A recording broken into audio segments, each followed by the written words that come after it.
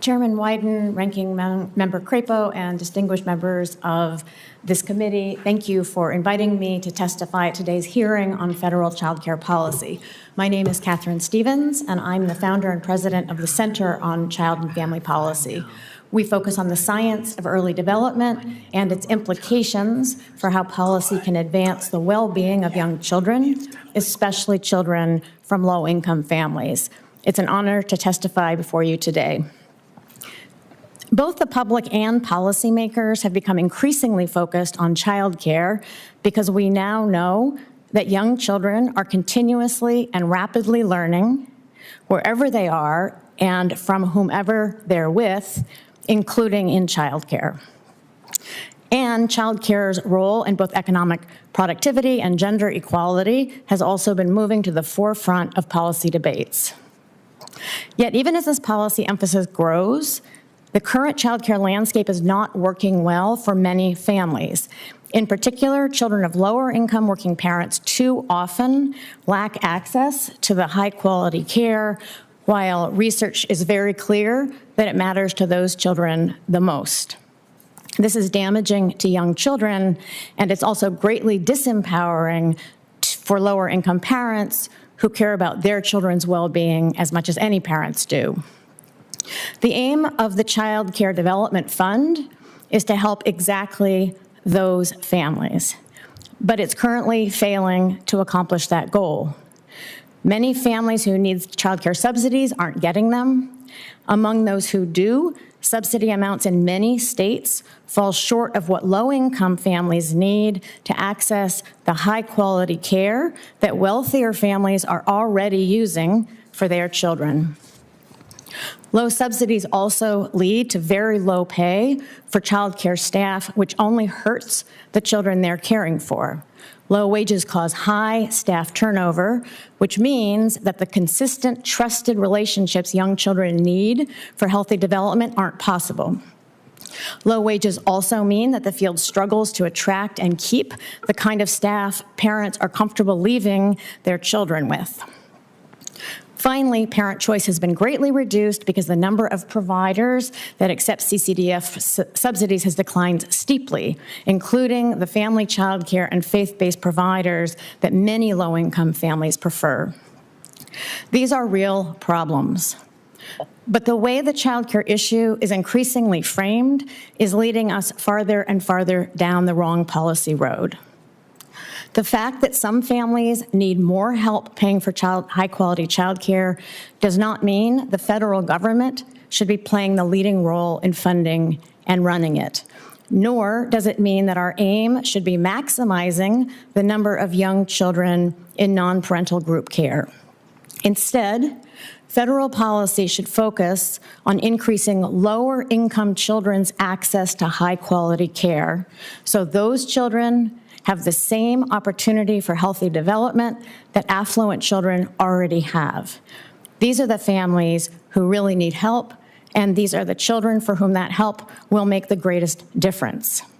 As I explain in detail in my written testimony, federal policy can best advance this aim in three ways. First and foremost, policy must protect and advance parental choice. We must elevate, not diminish, parents' power and primary role in their children's well-being and development, helping them access the care they actually want for their children. Second, policymakers must reduce bureaucratic inefficiency and ensure better use of existing federal funds by integrating and streamlining CCDF, Head Start, and TANF funding, and by more effectively leveraging a broader range of federal funds, including existing child care facilities funding that is underutilized and the child tax credit. Third, federal policy must promote and facilitate a much increased state role. Children's education is a state, not federal responsibility. States and localities fund around 90% of total expenditures on K-12 public schools, while the federal government funds about 10%. It's just not clear why the federal role for children under age 5 should be so much larger than its role for children from age 5 onwards. Expenditures on the public schools now total over $900 billion annually, spent almost entirely on the 74% of children who are aged 5 through 17. State spending on the additional 26% of children who are under age 5 is a tiny fraction of this amount. But we know that children's care and education from birth through age 4 is as significant to their development as is schooling from age 5 to 18. States must rethink their allocation of funds across the birth to 18 continuum of children's development. In closing, I'm grateful for the opportunity to provide testimony before this committee on such an important topic. Nothing is more important to parents and to our society than ensuring the healthy development of young children, shaping new human beings, and laying the foundation for our nation's future. I look forward to your questions. Thank you, Dr. Stevens. I worry about increasing the use of contracts as opposed to what are called certificates, vouchers, because what is essentially happening is you're displacing the choice of parents, parent decision-making with government decision-making. And I think that's just, I don't think that's acceptable. The concerns that the other witnesses have raised, to which contracts appear a good solution, those are real concerns. However, for example, the instability of revenue that the other witnesses have been describing, there are ways to address, that states can address those issues within a certificate system. And I think that needs to be our emphasis. In other words, once you start getting rid, or, once you start shifting away from a certificate voucher system, it's a slippery slope in displacing parental choice with government choice. So I think what I would like us to do is focus on how we can address the issues that contracts will ostensibly address within a certificate system, and I think there are ways to do that.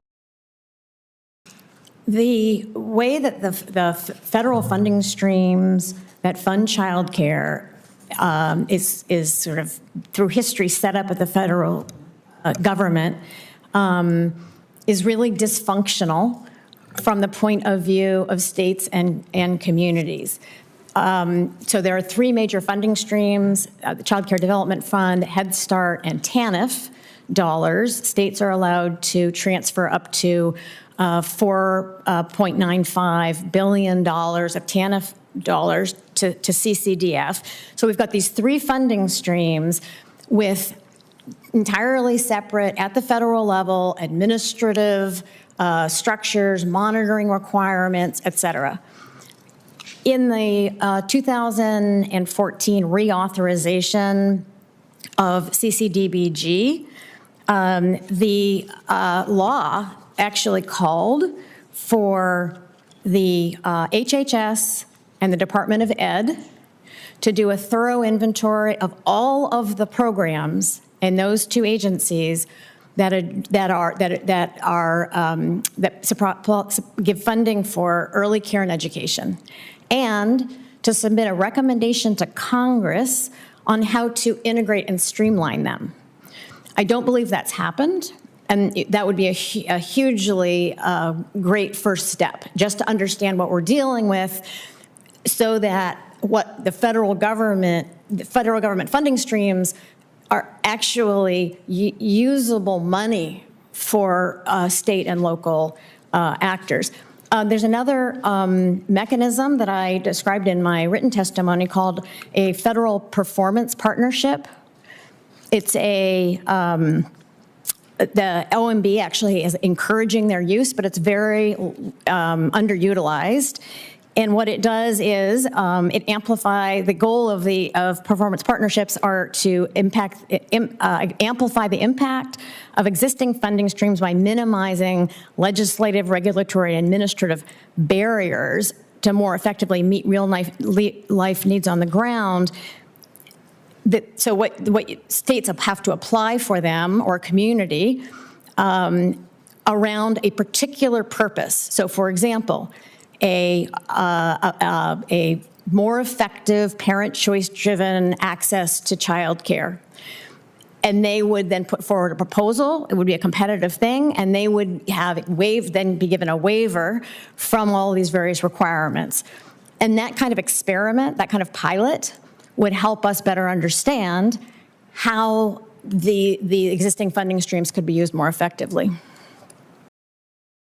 States are increasingly stepping up to this plate. As a point I made in my written testimony, it seems somehow to people that the federal, that's saying, why do people rob banks? It's because that's where the money is. There's this feeling that there's all this money at the federal government, in the federal government. As you know, the federal government is actually almost $35 trillion in debt. And states are actually on very solid fiscal ground. So when the federal government is spending more money on childcare, it's borrowed money. When the states are spending money on childcare, it's actual revenue, exactly like they do for the K-12 public schools. And in fact, the economic benefits from the increased workforce productivity benefits primarily states.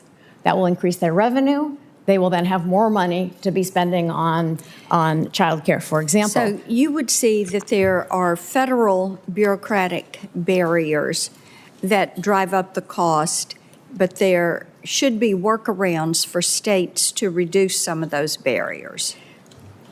Well, I don't know if I would start with workarounds for states. I think I would start with the federal government looking at its funding streams, Department of Ed, HHS, and analyzing where is there overlap, how can these things be integrated. And I think so that's why analysis like Ms. Page is doing is going to be important. Yes, and I think at the federal government level as well. Okay, thank you. I yield back.